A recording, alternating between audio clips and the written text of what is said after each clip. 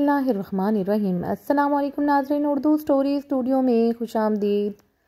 گرمیوں کی چلچلاتی دھوپ میں رفیق پسینے سے شرابور تھا۔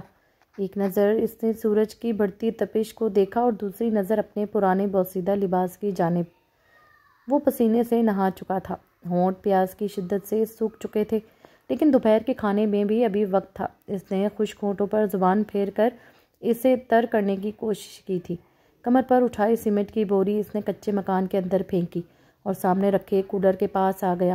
اسٹیل کے گلاس سے جب پانی پینے کے لیے پانی بھرا تو کولر کا پانی بھی گرم تھا۔ بس بمشکل چند گھونٹ ہی وہ پی سکا تھا۔ قمیض کی آستین سے اپنا پسینہ پہنچا۔ ابھی چند منٹ ہی گزرے تھے کہ اسے بیٹھے کہ باہر سے آوازیں آنی شروع ہو گئی۔ او فیکے، جلدی کر، ٹرک تیرے باپ کا نہیں ہے جو یہاں کھڑا رہے گا۔ جلدی سے ساری بوریاں نیچے اتار، پھر دوسرا ٹرک بھی آنے والا ہے۔ ریت بجری کا آج ہی سارا کام نپٹانا تھا۔ ابھی تو پہلا سانس ہی پھولا ہوا تھا، وہیں اعتدال پر نہیں آیا تھا، پھر عمر بھی تو 50 کے اوپر کی ہو چکی تھی۔ اب اس سے تیزی سے کام بھی نہیں ہوتا تھا جس طرح سے وہ جوانی سے گرتا آ رہا تھا، مگر مزدور کی قسمت میں کہاں بوجھ کم ہوتا ہے۔ رفیق نے گہری سانس خارج کی اور باہر نکل گیا۔ جب سے جون کا مہینہ چڑھا تھا، گرمی کی شدت عروج پر تھی۔ بار بار رفیق کا دل گھٹنے لگتا تھا، جی چاہتا یک ٹھنڈا پانی اسے پینے کو مل جائے یا یہ سورج ہی کچھ ٹھنڈا ہو جائے۔ اب ننگے پاؤں زمین پر چلنا بھی محال لگ رہا تھا۔ تھکن سے جوڑ دکھ رہا تھا، لیکن وہ ایک کے بعد ایک بوری پر اپنی کمر پر لاد کر کام میں مصروف تھا۔ رفیق ایک مزدور تھا، ننگے پاؤں سیمنٹ کی بوریاں اٹھا کر مستریوں کے پاس رکھتا تھا اور بعض دفعہ گھر بنانے میں بھی مزدوری کر لیا کرتا تھا۔ صبح فجر کے بعد سے ہی اس کی ڈیوٹی شروع ہو جاتی تھی اور مغرب کی لالی جب اندھیرے میں بدل جاتی تبھی وہ گھر لوٹتا تھا۔ جب وہ گھر آتا تو 7 بیٹیاں باپ کی خدمت میں لگ جاتی۔ بیوی یکے بعد بیٹیوں کی پیدائش کی وجہ سے وقت سے پہلے ہی بوڑھی لگنے لگی تھی۔ یہی حال رفیق کا بھی تھا۔ سیمنٹ کی بوریاں اٹھاتے اٹھاتے وقت سے پہلے کمر جھک گئی تھی، اور پھر 7 بیٹیوں کا سوچ کر تو اس کی کمر مزید جھک جاتی تھی۔ بیٹی کی خواہش میں 7 بیٹیوں کی پیدائش نے اسے کملا کر کے رکھ دیا تھا۔ سب کی سب بیٹیاں خوبصورت، سلیقہ شعار اور خدمت گزار تھیں، لیکن جہیز کے بنا کوئی بھی بیاہنے کو تیار نہ تھا۔ وہ یہ بھی جانتا تھا جب تک وہ بیٹیوں کو جہیز نہیں دے گا، کوئی بھی اس کی بیٹی کو نہیں بیاہ کر لے جائے گا۔ کھانے کے دسترخوان پر جب رفیق نے مرغی کا سالن دیکھا تو بیوی سے کہنے لگا، میں نے تمہیں کتنی بار یہ بات سمجھائی کہ مرغی مت پکایا کرو، اتنی مہنگی ہو چکی ہے۔ یہی پتلی دال بنا لیتی تو 2 وقت گزر جاتے۔ پیسے بچا کر رکھا کرو، مگر تم سمجھتے ہی نہیں۔ ساجدہ کی شادی کے وقت کام آئیں گے، لیکن تم کو کیا، میری فکر ہی کیا تمہیں۔ باپ کا مزاج بھرم دیکھ کر میری بیٹی ساجدہ نے ہی بات سنبھالی تھی۔ کہنے لگی، ابا ہم نے ہی اماں سے ضد کی تھی، 2 ماہ گزر گئے، کچھ اچھا نہیں کھایا، اس لیے اماں نے پاؤ مرغی لا کر ہمیں بنا دی۔ بیٹیوں میں تو رفیق کی جان بچتی تھی، اس لیے کچھ نہ کہا۔ بیٹیوں نے پہلے باپ کو سیر ہو کر کھانا کھانے دیا، اس کے بعد جو بچ گیا اسی کو کھا کر اللہ کا شکر ادا کیا، مگر اگلے روز ہی جو قیامت ان پر ٹوٹی، ان کا گھر بکھر کر رہ گیا تھا۔ جون کی سخت گرمی کا دن تھا، لگتا تھا سورج سر پر کھڑا ہے اور اس کی تپش سیدھی رفیق کے سر پر پڑ رہی تھی۔ جب چند سیمنٹ کی بوریاں اٹھانے پر ہی وہ پسینے سے شرابور ہو چکا تھا، لیکن بہرحال کام تو اسے کرنا تھا۔ اسے بوریاں اٹھاتے ہوئے 1 گھنٹہ ہی بھی نہیں ہوا تھا کہ جب وہ چکرا کر زمین پر گر گیا۔ سارے ہی مزدور رفیق کے پاس پہنچ گئے، اسے ہاسپٹل لے کر گئے۔ ڈاکٹر نے بی پی لو ہونے کا کہا تھا، پھر عمر کا تقاضا بھی تھا، اس لیے کچھ ٹریٹمنٹ کے بعد اسے ہوش آ گیا تھا۔ ڈاکٹر نے آرام کا مشورہ دیا تو تنزیہ مسکرایا اور کہنے لگا، ڈاکٹر صاحب 7 بیٹیاں ہیں میری، اور وہ بھی شادی کے لائق۔ میں اگر آرام کروں گا تو انہیں لائے گا کون اور بیاہے گا کون؟ اب تو شاید قبر ہی میں ہی لمبی نیند سونے کو ملے۔ جب وہ گھر پہنچا تو اسے وقت سے پہلے ہی گھر دیکھ کر بڑی بیٹی ساجدہ وجہ پوچھنے لگی۔ ہاتھ میں پکڑی دوائیں دیکھ کر اس کا دل سینے سے کھینچا تھا۔ فوراً سے باپ کے پاس پہنچی تھی۔ ابا کیا ہوا ہے تجھے؟ تیری رنگت کیوں پیلی پری ہو رہی ہے؟ ساجدہ نے فکر مندی سے پوچھا۔ ارے کچھ نہیں چندہ، بس ذرا سا چکر آ گیا تھا مجھے۔ ٹھنڈا پانی پلا دے، رفیق نے پھولتے سانس سے کہا۔ ٹھیک سے لفظ بھی نہیں ادا ہو پا رہے تھے۔ وہ چارپائی پر ہی بیٹھ گئے، قریب ہی زمین پر بیوی جائے نماز پر بچھائے نماز پڑھ رہی تھی۔ سلام پھیرتے ہی دوسری بیٹی کو آواز دے کر کہنے لگی، فاخرہ چینی نمک والا پانی بنا کر دے اپنے ابا کو۔ بیوی رفیق کے پاس بیٹھ کر سوچنے لگی کہ سنو جی، میں تو کہتی ہوں 1-2 دن کا آرام کر لو۔ دیکھو تو صحیح کیسے رنگت پھیکی پڑ گئی ہے۔ اب کی بار رفیق اسے غور سے دیکھ کر بولا، 7 بیٹیوں کا بوجھ ہے میرے سر پر، اگر میں گھر پر بیٹھ گیا تو فاقوں کی نوبت آ جائے گی۔ اتنی دیر میں فاقرہ پانی کا شربت بنا کر لے آئی تھی۔ رفیق نے شربت پیا اور وہیں چارپائی پر لیٹ گیا۔ بیٹی نے اسٹینڈ فین بھی لگا دیا۔ اللہ نے ہی دی تو اللہ ان کے نصیب بھی اچھے ہی کھولے گا، میرا تو اپنے رب پہ بڑا یقین ہے۔ آپ کیوں فکر کرتے ہو جی، آرام سے سو جاؤ۔ رفیق کو بھی آج تک اپنی بیوی کی بات سمجھ نہیں آئی تھی۔ ہر وقت یہی کہتی تھی کہ اللہ نے دی ہے، اللہ ان کا نصیب بھی اچھا کرے گا۔ رفیق کے بال عمر سے پہلے ہی سفید ہو چکے تھے، لیکن فکریں تھی کہ ختم ہونے کا نام نہیں لے رہی تھی۔ ابھی چند دن پہلے ہی اس کے مزدور طبقے میں سے ہی ایک شخص نے اسے اس کی بڑی بہن ساجدہ کے لیے رشتے کی بات کی تھی، لیکن رفیق نے ابھی تک ان کو جواب نہیں دیا تھا۔ چاہتا تھا کہ کوئی اچھا رشتہ آ جائے، یہ کیا بیٹی مزدور کے گھر سے مزدور کے گھر ہی چلی جائے۔ لیکن بڑی بیٹی 24 سال کی ہو گئی تھی، اس لیے آنکھیں بند کیے یہ بیوی سے مشورہ لینے لگا۔ کہنے لگا، جمال حسین نے اپنے بیٹے کا رشتہ ساجدہ کے لیے مانگا ہے۔ لڑکا میرا دیکھا بالا ہے، شریف ہے، لیکن بات وہی کہ 2 وقت کی روٹی ہی عزت سے دے گا۔ بیوی نے کہا، بلا لو ان کو، اب بچی کو بیانا بھی تو ہے۔ رفیق نے حامی بھرتے ہوئے اس بات میں سر ہلایا۔ چند دن بعد ہی جمال حسین اور اس کی بیوی ساجدہ کو دیکھنے کے لیے گھر آ گئے۔ ساجدہ انہیں پسند بھی آ گئی تھی، خوبصورت اور سلجھی ہوئی لڑکی تھی، گھر کے کام میں بھی تیز تھی، بیٹھے بیٹھے ہی رشتہ طے ہو چکا تھا۔ چند ماہ بعد ہی شادی کا بھی جمال حسین نے کہہ دیا تھا۔ اس بات پر رفیق نے اپنی بیوی کی جانب دیکھا، پھر جمال حسین سے کہا کہ دیکھ بھائی، میں اپنی بچی کو ڈھیر سارا جہیز تو نہیں دے سکتا، ہاں 20 سال کی جمع پونجی پڑی ہے، جو اس کے نصیب کا ہوگا وہ سب دوں گا۔ جمال حسین خود مزدور طبقے سے تھا، اس لیے کچھ نہیں بولا، اس کی مجبوری کو سمجھتا تھا۔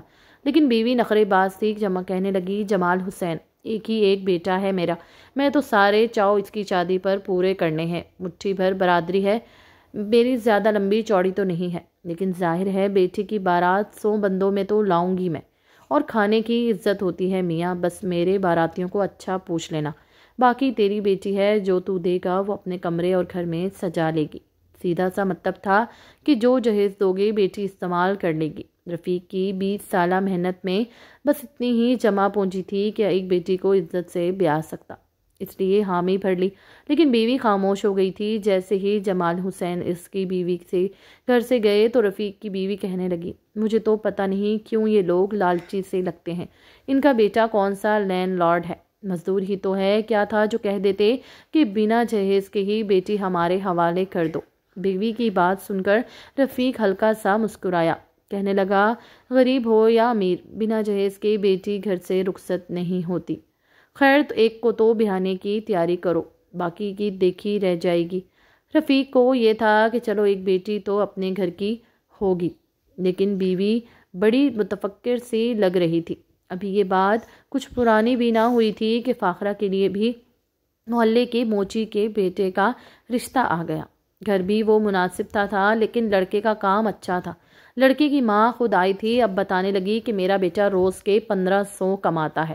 بے شک بیٹا موچی کا ہے، لیکن کمائی اچھی ہے۔ لیکن جب رفیق کی بیوی نے کہا کہ وہ خود 2 بچیوں کو جہیز میں اتنا نہیں دے سکتے تو خاتون کا منہ بن گیا تھا۔ کہنے لگی، دیکھ لو، شادی تو ایک ہی بار ہوتی ہے، ماؤں کے بھی کچھ ارمان ہوتے ہیں۔ بیوی، بہرحال تیری مرضی ہے، لیکن یہ ہے کہ تیری بچی ہمارے گھر میں خوش رہے گی، ہم اسے ہاتھ کا چھالا بنا کر رکھیں گے، کسی چیز کی کوئی کمی نہیں آنے دیں گے۔ اتنا سنا کہ رفیق کی بیوی سوچ میں پڑ گئی کہ یہ رشتہ اگر ہاتھ سے نکل جاتا تو شاید وہ ساری زندگی پچھتاتی رہتی، مگر یہاں بھی تو جہیز ہی دینا تھا، آخر وہ کیا کرتی۔ اس شام جب رفیق گھر آیا تو بیوی کو پہلی بار متفکر سا دیکھ کر کہنے لگا کہ کیا بات ہے، تم اتنی پریشان کیوں لگ رہی ہو؟ رفیق کی بات بیوی کو ٹال گئی اور بولی کہ کچھ نہیں، میں بھی یہی سوچ رہی ہوں کہ تم نے 24 سال میں کمایا تو بمشکل ایک ہی بیٹی بیانے جا رہی ہے، کیا ایسا نہیں ہو سکتا کہ ہم تھوڑا تھوڑا جہیز دونوں بیٹیوں کو دے دیں؟ یہ تو ماں باپ کی طرف سے ایک تحفہ ہے، بیٹیوں کے لیے ہوتا ہے، اور ہماری بیٹیاں بھی ماشاء اللہ سے بڑی فرمانبردار اولاد ہیں، ہم ان کو جو دیں گے خوشی خوشی قبول کر لیں گی۔ رفیق نے جب یہ سنا تو اپنی بیوی کو دیکھ کر کہنے لگا، اگر بات بیٹیوں کی ہوتی تو ہماری بیٹیاں ہم سے ایک آنا بھی لے کر نہ جاتی، مگر یہاں بیٹیوں کو نہیں سسرال والوں کو خوش رکھنا پڑتا ہے۔ تبھی لگے ہاتھ رفیق کی بیوی نے آج موچی کے بیٹے کا رشتہ آنے والا بھی اسے بتایا، مگر رفیق نے سوچ بچار کے بعد منع کر دیا۔ کہنے لگا ان سے کہو کچھ عرصہ انتظار کریں، میں ایک ساتھ 2 بیٹیوں کا جہیز ادا نہیں کر سکتا۔ مگر پھر رفیق کی بیوی کہنے لگی کہ ایسے اچھے لڑکے بار بار نہیں ملتے، تم کہیں سے کچھ قرض لے لو، خدا پر بھروسہ رکھو، وہ ہمیں کبھی شرمندہ نہیں ہونے دے گا۔ رفیق سوچ میں پڑ چکا تھا، اس کی طبیعت دن بدن مزید گرتی چلی جا رہی تھی۔ اس کے باوجود بیٹیوں کی خاطر وہ لگاتار محنت کرنے لگا۔ وہ بوڑھا ہو چکا تھا مگر پھر بھی ٹرک سے بوری اتارنے کے بعد وہ گھر بنانے میں بھی کام کرنے لگا۔ وہ جانتا تھا کہ اگر وہ اگلے 10 سال تک بھی پیسے اکٹھے کرتا رہے تو بھی اپنی دوسری بیٹی کا جہیز نہیں بنا پائے گا۔ وہی اس کی بیوی نے دوسرے گھر میں بھی رشتے کے لیے ہاں کر دی۔ ساجدہ اور فاخرہ دونوں کے رشتے کے لیے ہاں ہو چکی تھی۔ کیونکہ محلے کی ہی بات تھی اس لیے دونوں نے سوچا کہ دونوں بیٹیوں کی شادی ایک ہی دن کر دیتے ہیں، اس طرح مہمانوں کا خرچہ بھی ایک ہو جائے گا، کچھ بچت بھی آ جائے گی۔ رفیق نے کہیں سے کچھ ادار پکڑا اور لا کر بیوی کے ہاتھ پر رکھا۔ اس کے علاوہ اس کے پاس جتنے بھی 20 سال کی جمع پونجی تھی وہ لا کر بیوی کے ہاتھ پر رکھی اور بولا ان پیسوں کو سنبھال کر رکھنا، اس سے میں تھوڑا بہت جہیز دونوں بیٹیوں کو دے دوں گا۔ رفیق کی بیوی شوہر کی بات مان گئی۔ وہ بڑی سوم و صلاح کی پابند خاتون تھی۔ ایک روز وہ مغرب کی نماز ادا کر رہی تھی کہ جب گلی سے ایک فقیر کی صدائی لوگوں سے پیسے مانگ رہا تھا۔ کچھ ہی دیر بعد وہ دعا دیتے ہوئے کہنے لگا، خدا تم لوگوں کا بھلا کرے، تم مجھے 1 دو گے، خدا تمہیں 7 گنا کر کے دے گا، تمہارے رزق میں برکت ڈالے گا، مجھے خالی ہاتھ مت لوٹاؤ، خدا تم لوگوں کو 1 نیکی کے بدلے 70 گنا دے گا۔ رفیق کی بیوی نے جب یہ سنا تو سوچ میں پڑ گئی۔ خدا کی ذات پر تو اسے بالکل بھروسہ تھا اور وہ یہ بھی جانتی تھی کہ خدا ہر نیکی کا بدلہ دگنا کر کے لوٹاتا ہے۔ وہ فوراً خوش ہو گئی۔ اس نے کچھ سوچا اور پھر شوہر کی دی ہوئی تمام تر رقم لا کر اس فقیر کے پاس چلی گئی۔ فقیر سے کہنے لگی کہ یہ لو بابا، یہ میرے شوہر کی 20 سال کی محنت ہے، میں چاہتی ہوں کہ خدا مجھے اتنا دے کہ میں اپنی 7 بیٹیوں کا جہیز پورا کر کے ان کو اچھے گھروں میں بیاہ سکوں، ان کے نصیب اچھے ہوں، اس میں میری کوئی لالچ نہیں، بس خدا سے خیر مانگتی ہوں۔ فقیر نے جب یہ دیکھا تو ایک نظر رفیق کی بیوی پر ڈالی اور پھر آسمان کی جانب ہاتھ بلند کر کے کہنے لگا، خدا تمہیں کبھی بھی مایوس نہیں ہونے دے گا، تمہارا سر ہمیشہ اونچا ہی رہے گا۔ وہ اتنی دعائیں دے کر اس خاتون سے پیسے لے کر چلا گیا، جبکہ رفیق کی بیوی خوش ہو گئی تھی کہ اب خدا اسے اس کے اجر میں 7 گنا زیادہ پیسے دے گا، جس سے اس کی 7 بیٹیوں کا گھر جہیز سے بھر جائے گا۔ وہ خوش تھی۔ چند ہی بروز بعد دونوں بیٹیوں کی شادی تھی۔ تمام تر خرچ تو انہی پیسوں سے ہی ادا ہونے تھے۔ شادی سے 2 دن پہلے رفیق اپنی بیوی سے کہنے لگا، سنتی ہو بیگم، مجھے ذرا اوپر سے کچھ پیسے تو نکال دو، سوچ رہا ہوں کہ تمام مہینوں کے لیے جو لوازمات لانے ہیں وہ لے آؤں۔ جب رفیق کی بیوی نے یہ سنا تو سوچ میں پڑ گئی۔ وہ اپنی جگہ سے ٹس سے مس نہ ہوئی۔ رفیق کتنی بار بیوی سے پیسے مانگتا رہا مگر وہ کچھ نہ بولی۔ آخر کار کہنے لگی، وہ پیسے تو آپ کو اب خدا ہی دے گا۔ رفیق حیران تھا، کہنے لگا، یہ کیسی باتیں کر رہی ہو، وہ پیسے میں نے تمہیں دیے تھے۔ رفیق کی بیوی ہڑبڑا کر کہنے لگی کہ وہ پیسے تو میں نے ایک فقیر کو دے دیے ہیں، وہ کہہ رہا تھا تم خدا کی راہ میں خرچ کرو گے تو خدا تمہیں اس کا دگنا کر کے دے گا۔ وہ مجھے بھی کہہ رہا تھا کہ وہ تمہاری 1 نیکی کے بدلے 7 گنا بڑھا کر ثواب دیتا ہے، اس لیے میں نے وہ سارے پیسے اسے دے دیے تاکہ بدلے میں خدا مجھے 7 گنا بڑھ کر بدلہ عطا کرے، جس سے میری 7 بیٹیوں کا جہیز بن سکے اور وہ اپنے گھروں میں خوش رہ سکیں۔ رفیق نے جب یہ سنا تو مارے سکتے کے زمین پر گر گیا۔ تو بیٹیوں نے آ کر باپ کو تھاما۔ رفیق کتنی دیر تک سکتے کی حالت میں بیٹھا رہا، اپنی بیوی کو دیکھتا رہا۔ اس کا ہاتھ بے ساختہ اپنے سینے پر گیا تھا۔ وہ بوکھلائے ہوئے انداز میں کہنے لگا، یہ تم کیسے کر سکتی ہو، تمہارا دماغ سیٹ ہے؟ میری 20 سال کی محنت، میری 20 سال کی جمع پونجی، جسے کماتے کماتے میری کمر جھک گئی، میرے پیروں کی ایڑیاں گھس گئی، میں بوڑھا ہو گیا، تم نے وہ میری ساری کمائی، میری بچیوں کا حق اٹھا کر ایک فقیر کو دے دیا۔ شوہر کی حالت دیکھ کر بیوی کے بھی رونگٹے کھڑے ہو گئے تھے مگر وہ اپنی بات پر اٹل رہی کہ خدا ہمیں اس کا اجر دے گا۔ رفیق اٹھا اور وہ جگہ ٹٹولنے لگا جہاں اس نے پیسے رکھوائے تھے، مگر وہاں تو سوائے قرض لائے پیسوں کے کچھ بھی نہ موجود تھا۔ رفیق نے ساری زندگی بیوی کو بھی کبھی نہ ڈانٹا تھا، کبھی غصے سے بات تک نہ کی تھی، مگر آج جو کچھ اس نے کیا تھا، رفیق جیسا مضبوط اعصاب کا مرد بھی مارے غصے کے سرخ انگارہ ہو گیا۔ اس کی آنکھوں سے آنسو گرنے لگے۔ جب برداشت نہ کر سکا تو بیوی کی جانب بڑھا اور اسے مارنے لگا۔ وہ رو بھی رہا تھا اور بیوی کو غصے سے مار بھی رہا تھا۔ وہ کبھی چلا چلا کر اپنے بال نوچنے لگتا تو کبھی بیوی کو مارنے لگتا۔ اسے تو سمجھ میں نہیں آ رہی تھی کہ کیا کرے۔ 7 بیٹیاں کبھی ماں کو بچانے لگتی تو کبھی باپ کو دور کرتی رہی۔ رفیق نے بیوی کو اتنا مارا کہ بیچاری کے بازو کی ہڈی ٹوٹ گئی۔ وہ روتی سسکتی رہی، یہی کہتی رہی کہ تم خدا کی ذات پر بھروسہ رکھو، میں نے سب کچھ خدا پر چھوڑ دیا، وہ ہمیں اس کا اجر ضرور دے گا۔ آخر 3 بیٹیاں ماں کو دوسرے کمرے میں لے گئی اور باقی کی 4 باپ کو سنبھالنے لگی۔